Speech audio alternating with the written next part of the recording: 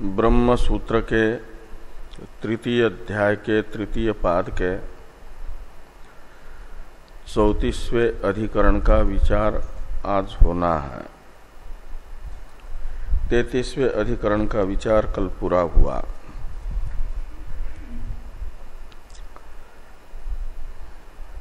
तैंतीसवें अधिकरण में बताया गया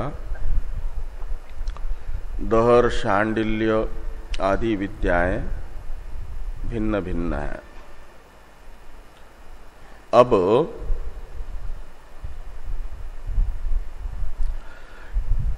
इनके अनुष्ठान का प्रकार बताया जा रहा है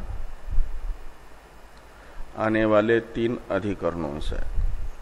अनुष्ठेय जो अर्थ था तद विषयक विचार संपन्न हुआ।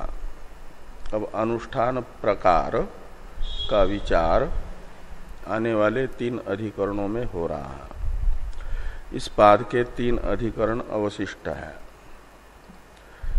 इसलिए टीकाकार इस अधिकरण के भाष्य का अवतरण लिखते हुए कहते हैं कि विद्यानाम स्वरूपम उक्त्वा अनुष्ठान प्रकारो अत्र निरूप्यते इति उपजीव्यत्व संगतिम आह स्थित इति। जो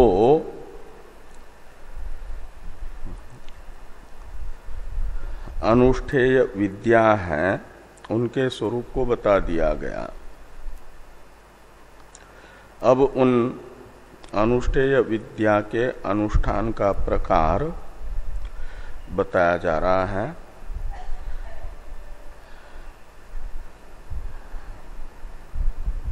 इस प्रकार इस अधिकरण की पूर्व अधिकरण के साथ उपजीव्य संगति हो जाएगी।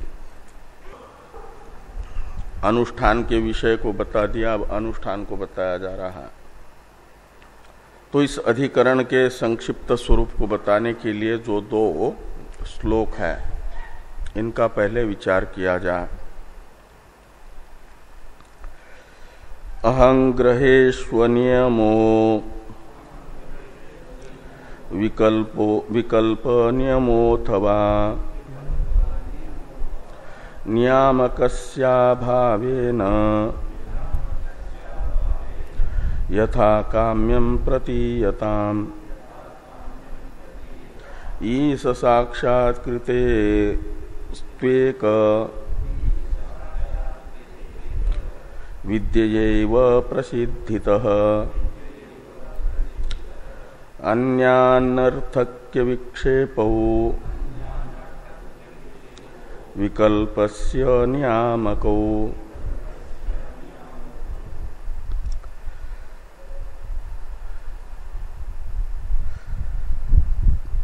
तो उपनिषद के द्वारा प्रतिपादित विद्याएं अहंग्रह उपासना प्रतीक उपासना भेद से 2 प्रकार की है।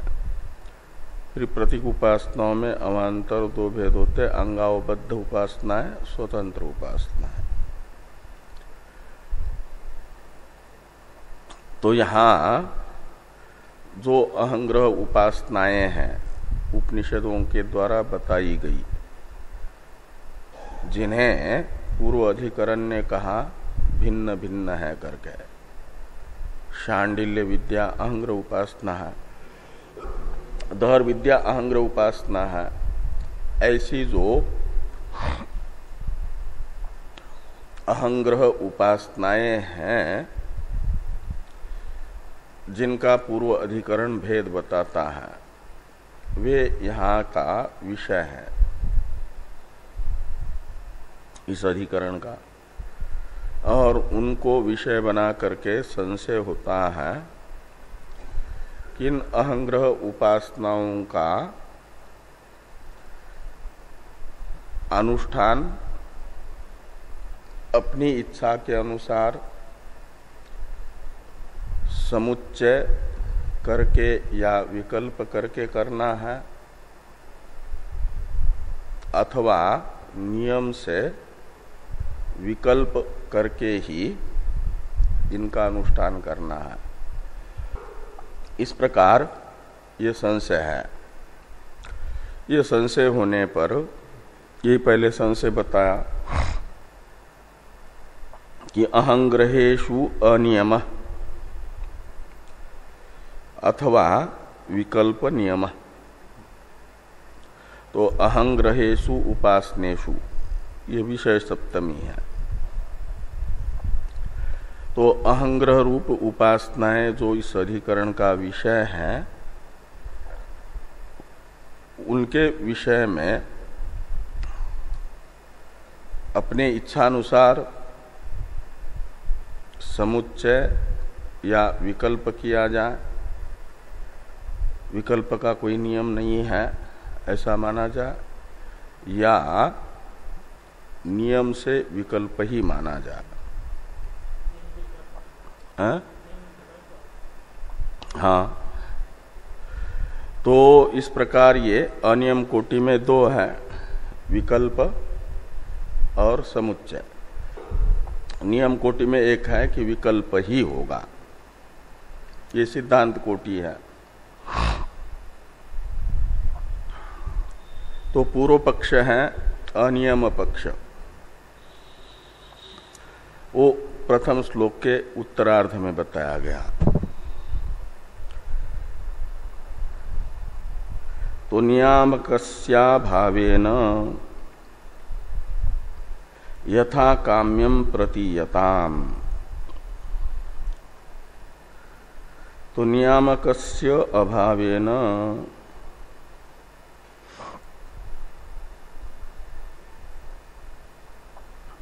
तो कहते हैं यहां पर कोई नियामक न होने से विकल्प ही करना चाहिए, समुच्चय नहीं करना चाहिए। इस प्रकार का नियामक कोई न होने से पूर्व पक्षी का कहना है कि यथा काम्यम प्रतीयताम, इसलिए अहंग्रह उपासना का अनुष्ठान अनुष्ठाता के इच्छा के अनुसार होगा। वह विकल्प करना चाहेगा तो विकल्प से अनुष्ठान करेगा, और समुच्चय करना चाहेगा तो समुच्चय अनुष्ठान होगा, क्योंकि नियम बताने वाला कोई प्रमाण नहीं है। ये पूर्व पक्ष है। सिद्धांत द्वितीय श्लोक में बताया जा रहा है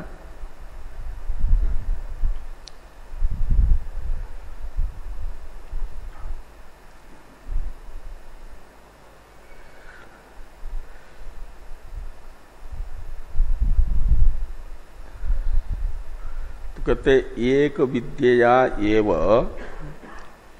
ईश साक्षात्कृते प्रसिद्धितः। अहंग्रह उपासनाओं का फल होता है ईश्वर का साक्षात्कार, उपास्य का साक्षात्कार। ये अहंग्रह उपासना का फल है। उपास्य का अपनी अहंता का आलम्बन बन जाना। जैसे उपासना से पहले उपासक की अहंता का आलम्बन होता है वेष्टि कार्यक्रम संघात, ऐसा उपासना के परिपाक अवस्था में जो शास्त्र ने उपास्य का स्वरूप बताया अहंग्रह उपासना के लिए, उस स्वरूप में अहंता हो जाए तो माना जाता है उपासना का परिपाक हो गया। तो अहंग्रह उपासना में फल है ईश्वर का साक्षात्कार, परमेश्वर है उपास्य, और उस उपास्य परमेश्वर का साक्षात्कार ये फल है। हाँ, और ये साक्षात्कार जो है उपनिषदों ने बताई हुई अनेकों प्रकार की अहंग्रह उपासनाओं में से उपासक कोई भी एक उपासना अपना ले और वही करता रहे निरंतर, तो उपास्य ईश्वर का साक्षात्कार हो जाता है। तो अन्य उपासना व्यर्थ ही है उसके लिए।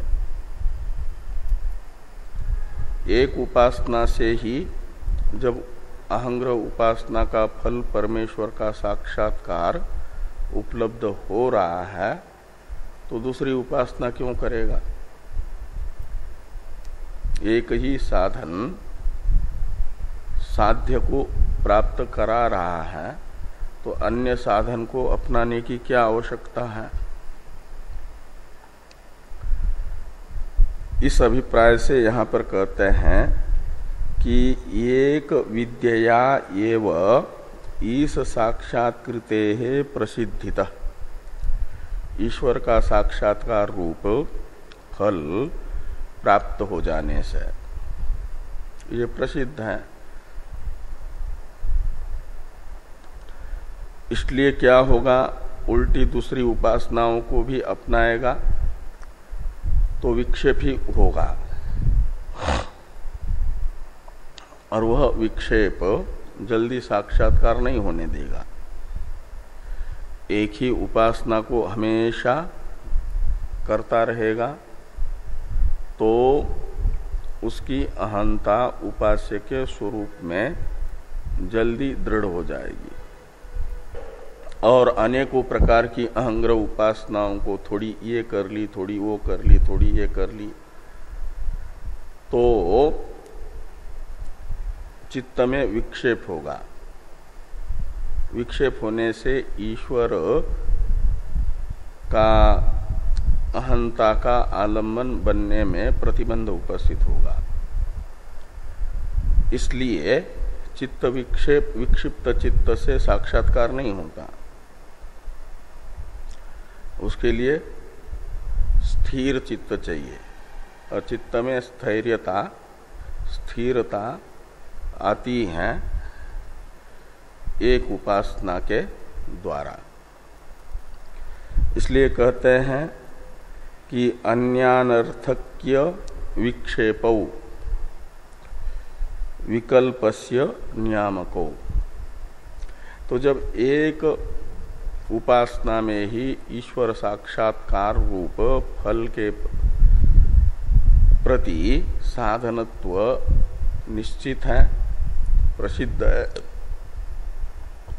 तो अन्य उपासना उस उपासक के लिए अनर्थक हो जाएगी।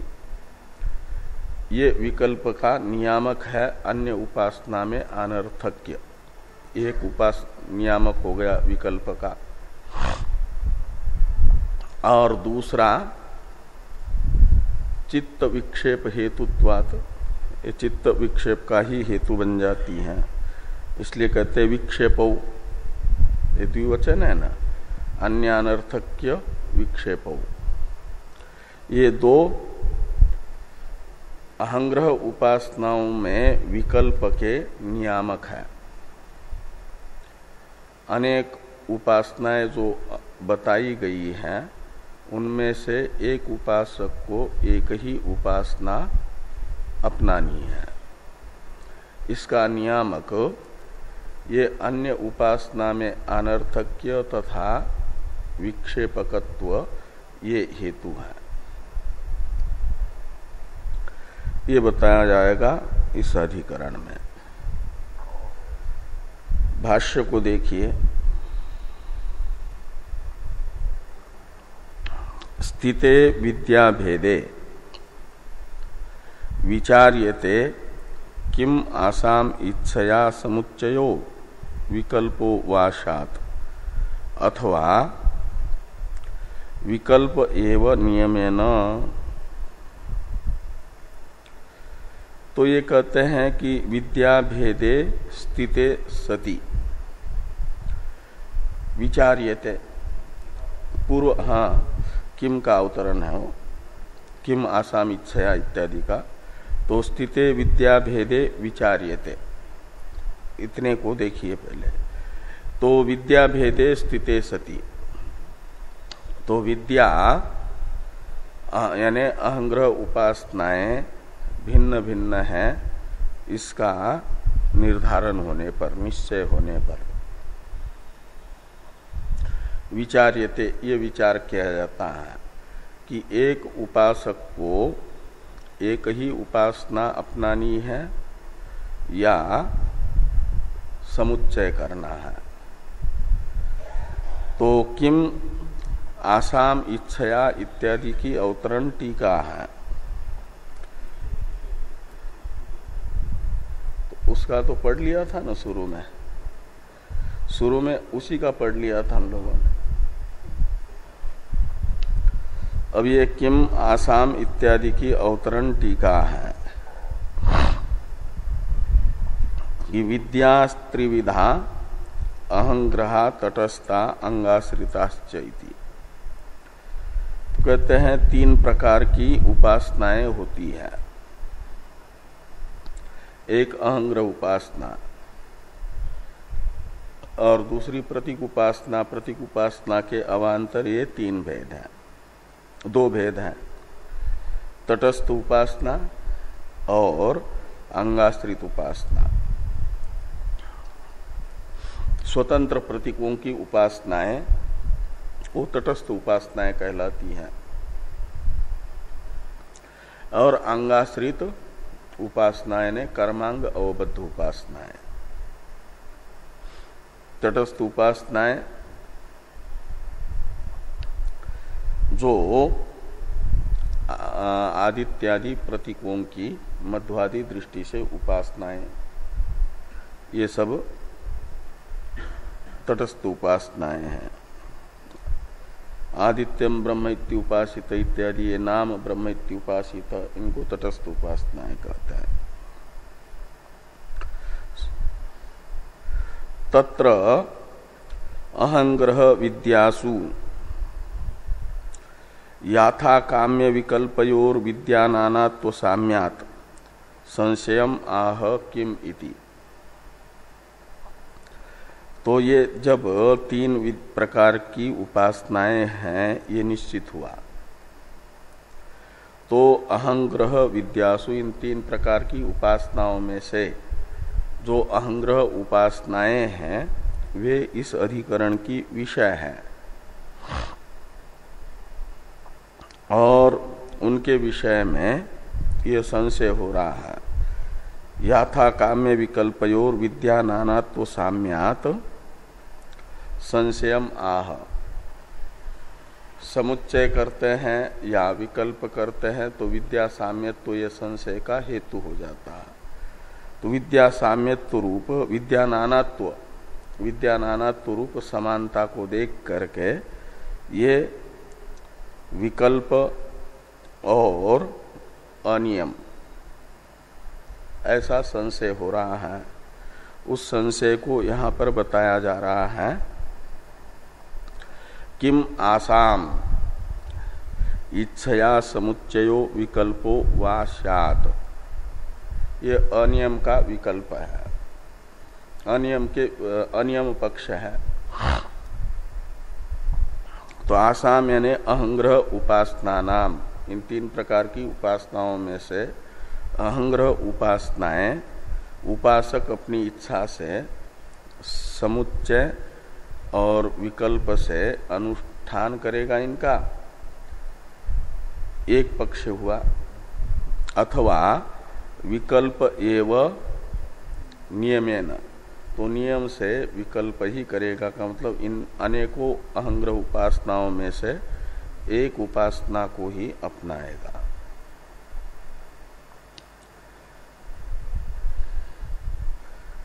तत्र इत्यादि से पूर्व पक्ष को बताया जा रहा है।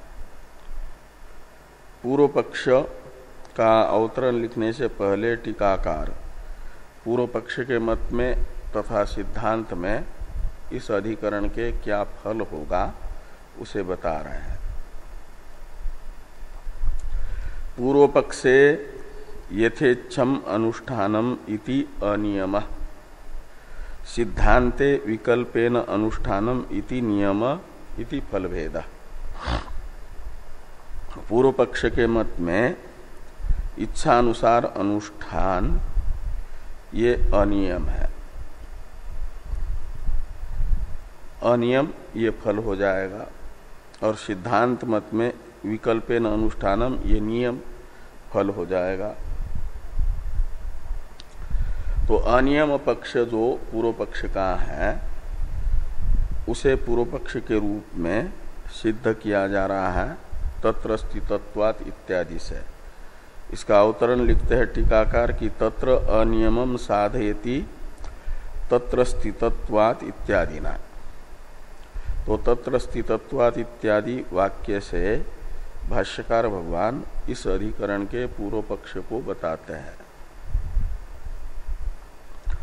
तत्र स्थितत्वात् तावत् विद्याभेदस्य न समुच्चय नियमे किंचित कारणम अस्ति।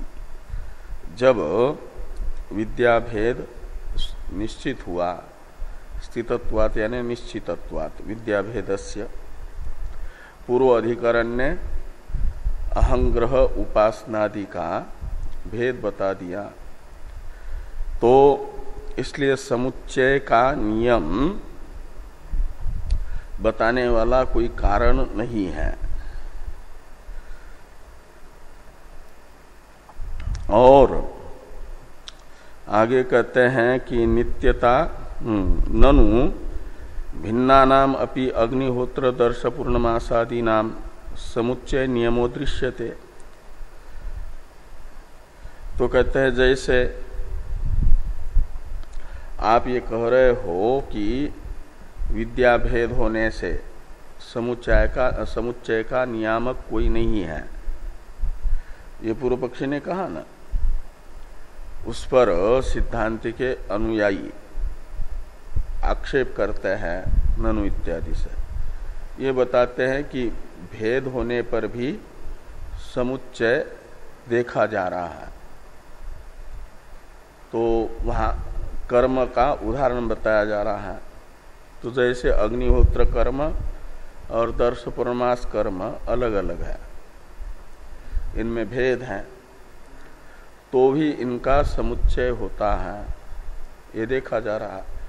तो जैसे उनमें भेद होने पर भी समुच्चय हुआ, इसलिए भेद निश्चय होने से समुच्चय का नियामक कोई नहीं है, ये नहीं कहा जाता।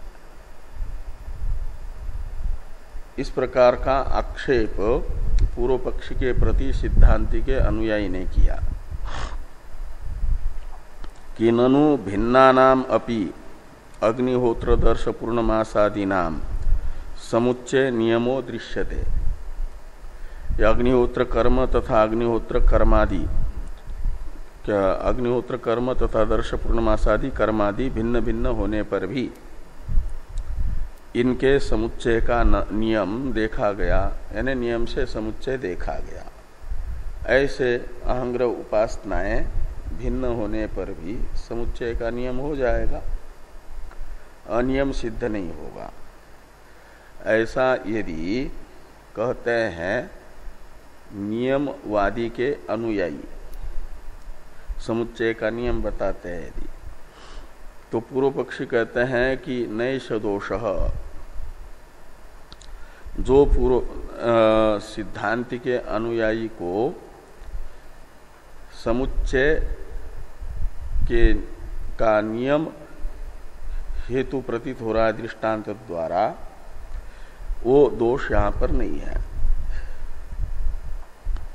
क्यों कहते वहां पर तो समुच्चय नियामक नित्यता श्रुति है, तो नित्यता श्रुतिर ही तत्र कारणम नैवम विद्यानाम काचित नित्यता श्रुतिरस्ति।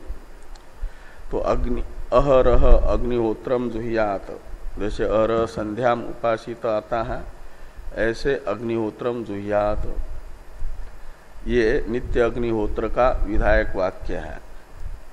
तो अग्निहोत्र में जो नित्यत्व श्रुति है वह नैमित्तिक दर्श पूर्णमासादि कर्मों के साथ नित्य अग्निहोत्र कर्म का समुच्चय करने के लिए बता रही है। नहीं तो अग्निहोत्र में नित्यता नहीं रहेगी ना। तो अग्निहोत्र में नित्यत्व प्रतिपादक श्रुति से वह नियम हो रहा है समुच्चय का। ऐसे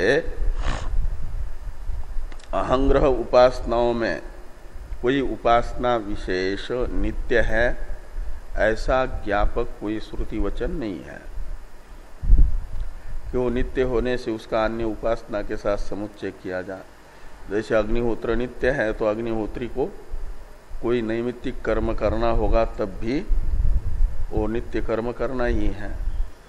ऐसे कोई अहंग्रह उपासनाओं में ऐसी उपासना होती जिसे श्रुति अग्निहोत्र के तरह नित्य बताती, तब तो उसका समुच्चय बाकी नैमित्तिक उपासनाओं के साथ हो जाता। लेकिन ऐसा नहीं है, ये यहां पर कहा नित्यता श्रुतिर ही तत्र कारणम, यानी नित्य अग्निहोत्र का दर्शन पूर्णमासादि के साथ नियम समुच्चय नियम में ये तत्र शब्द से लेना। कारण कौन है? नित्यता श्रुति। एवं विद्यानाम काचित नित्यता श्रुति नास्ति नास्ति तस्मात् न समुच्चय नियम, इसलिए समुच्चय का नियम नहीं होगा।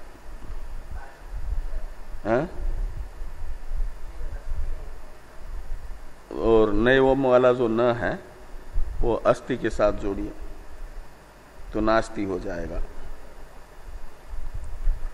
काचित नित्यता श्रुति नास्ति, वो नैवम के पास न है ना, वो अस्ति के साथ जुड़ेगा। तस्मात् न समुच्चय नियम, का समुच्चय का नियम नहीं है तो विकल्प का नियम कर लो। तो पूर्व पक्षी कहते हैं विकल्प नियम भी नहीं होगा। नापि विकल्प नियम, विकल्प का भी नियामक नहीं है। क्यों? कहते इसलिए कि विद्यांतर अधिकृतस्य विद्यांतर अप्रतिषेधात्। विकल्प का नियम तो तब माना जाता जब शांडिल्य रूप अहंग्रह उपासना के अधिकारी को श्रुति दहरादि विद्याओं का निषेध करती, ये बताती कि अन्य उपासना मत करो, शांडिल्य उपासना ही करो। लेकिन ऐसा तो कहा नहीं। एक विद्या में अधिकृत मनुष्य के लिए विद्यांतर का निषेध श्रुति न होने से विकल्प का भी नियम नहीं बनेगा। समुच्चय नियम के तरह विकल्प का नियम भी अनुपपन्न है।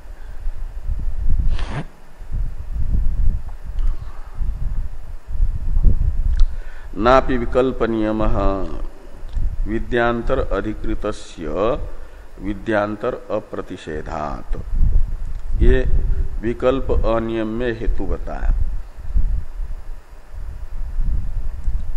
तो जब समुच्चय नियम भी नहीं हो पा रहा है, विकल्प नियम भी अहंग्रह उपासना का नहीं हो पा रहा है, तो बचा अनियम पक्ष। इसलिए कहते हैं कि पारिशेषात् याथा काम्यम आपद्यते। अहंग्रह उपासनाओं का समुच्चय तथा विकल्प नियम का कोई हेतु न होने से, नियामक न होने से याथा काम्यम अनुष्ठानम आपद्यते, ऐसा लगा। अहंग्रह उपासनाओं का उपासक की इच्छा के अनुसार समुच्चय अनुष्ठान या विकल्प से अनुष्ठान प्राप्त होगा। उपासक चाहेगा अनेक अहंग्रह उपासना करना तो अनेक अहंग्रह उपासनाएं भी कर सकता है पूर्व पक्ष के अनुसार, और चाहेगा एक ही अहंग्रह उपासना करना तो एक भी कर सकता है। ऐसा कोई नियामक नहीं है कि अनेक उपासनाओं का समुच्चय करके ही अनुष्ठान कर लो या एक ही उपासना करो। अब पूर्व पक्षी के प्रति और एक आशंका की कर रहे हैं सिद्धांति के अनुयायी। पूर्व पक्षी सिद्धांति के अनुयायी की इस आशंका का भी निराकरण करेंगे तो पूर्व पक्ष दृढ़ हो जाएगा। तो भाष्य में है कि ननु अविशिष्ट फलत्वात् आसाम विकल्पो न्याय। तो कहा कि इनका फल एक जैसा है। अविशिष्ट फलत्वात् का मतलब एक फल वाली ये सब अहंग्रह उपासनाएं होने से इनका विकल्प मानना उचित है, ऐसा सिद्धांति के अनुयायियों ने कहा। न्याय यानी उचित। तो अविशिष्ट फलत्वात् आसाम यानी अहंग्रह विद्यानाम विकल्पो न्याय। तथा ही मनोमय प्राण शरीर कम ब्रह्म खम ब्रह्म सत्य काम सत्य संकल्प इत्येवं आद्या तुल्यवत ईश्वर प्राप्ति फला लक्ष्यन्ते। सत्य काम सत्य संकल्प ये है आपकी उपकोशल दहर विद्या। हाँ, 8वें अध्याय में आई हुई दहर विद्या।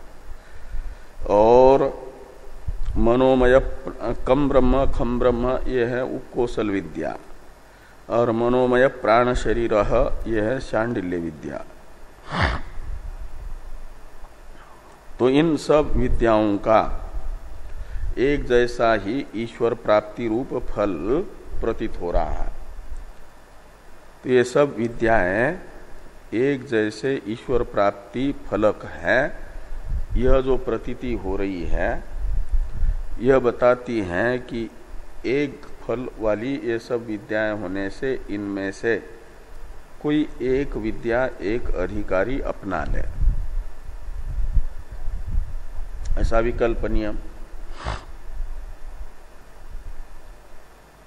ऐसा यदि सिद्धांति के अनुयायी पूर्व पक्षी के प्रति कहते हैं तो पूर्व पक्षी कह रहे हैं कि नहीं सदोष कि ये जो तुल्यवत ईश्वर प्राप्ति फलत्वेन इनकी प्रतीति होने से विकल्प नियम होगा, ये कहना उचित नहीं है। क्यों कहते? इसलिए कि समान फलेषु अपि स्वर्गादि साधनेषु कर्मसु यथा काम्य दर्शनात्। तो जैसे कहते हैं एक जैसे फल के प्रति भी शास्त्र ने बताए हुए जो अनेक साधन हैं उनमें यथा काम्य देखा जाता है। का मतलब स्वर्गादि फल चाहने वाला जो यजमान वह स्वर्गादि के प्रति बताए गए जो अनेक साधन हैं कर्म रूप साधन, उनमें से एक कर्म भी कर सकता है और अनेक कर्म भी करता है। तो उसकी इच्छा के अनुसार अनुष्ठान देखा जा रहा है। स्वर्ग प्राप्ति के लिए एक कर्म का भी अनुष्ठान और अनेकों कर्मों का भी अनुष्ठान। इसलिए खाली एक फल इन विद्याओं का होने से विद्याओं में विकल्प नियम होगा ये कहना ठीक नहीं। ये यहां पर पूर्व पक्षी ने कहा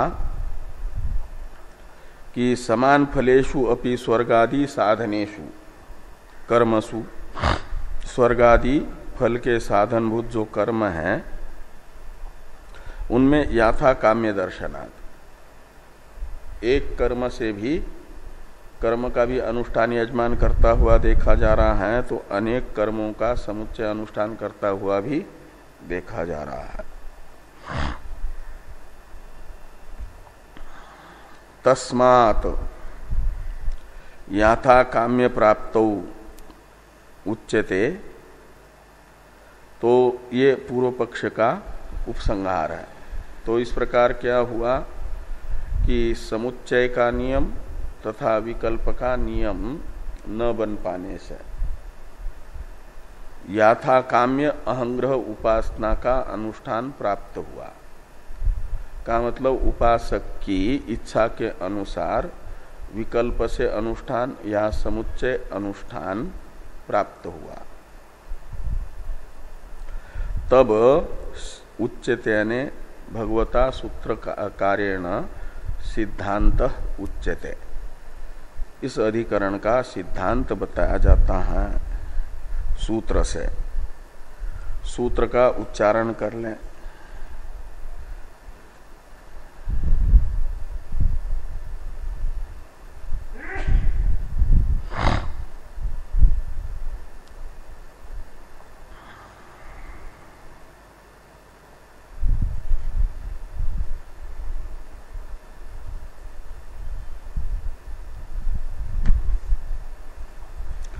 विकल्पो अविशिष्ट फलत्वात्, विकल्पो अविशिष्ट फलत्वात्, तो दो पद हैं, विकल्प अविशिष्ट फलत्वात्। ऐसे इनमें से पहला जो पद है ये सिद्धांत की प्रतिज्ञा को बताता है।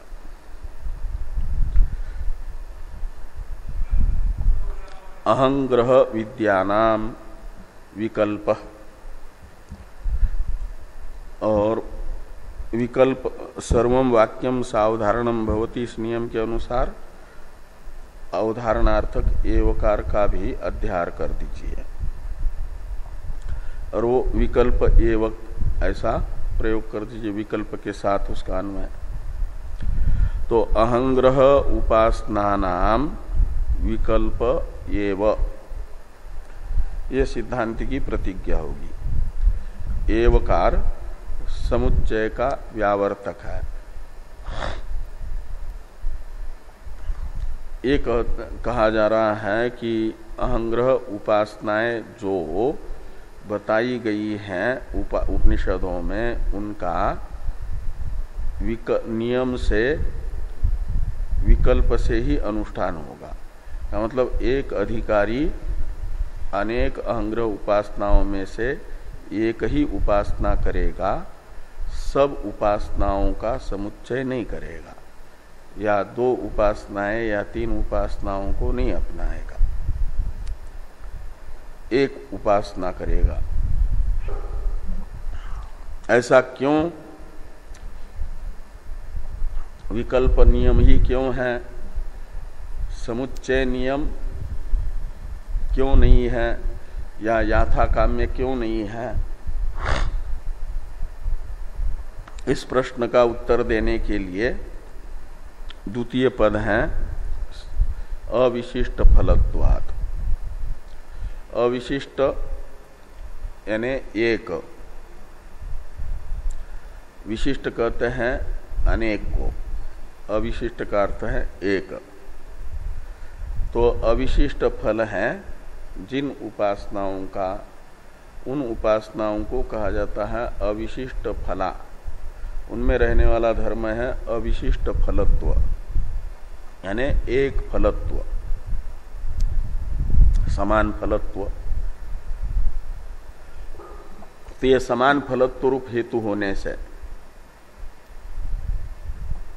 विकल्प ही होगा। शांडिल्यादि विद्याओं का ईश्वर साक्षात्कार रूप एक फल होने से इन विद्याओं में से किसी भी एक विद्या को अपनाने से ईश्वर साक्षात्कार रूप फल प्राप्त हो जाता है। इसलिए अन्य विद्याओं में वैयर्थ्य की आपत्ति तथा समुच्चय करते हैं तो विक्षेप रूप प्रतिबंध की प्राप्ति, ये जो दोष है यह विकल्प के नियामक हेतु है, ऐसा अधिकरण सार में कहा था। वही तो अविशिष्ट फलत्वात् ये सूत्रार्थ है। भाष्यकार भगवान इसी प्रकार का सूत्रार्थ बता रहे हैं।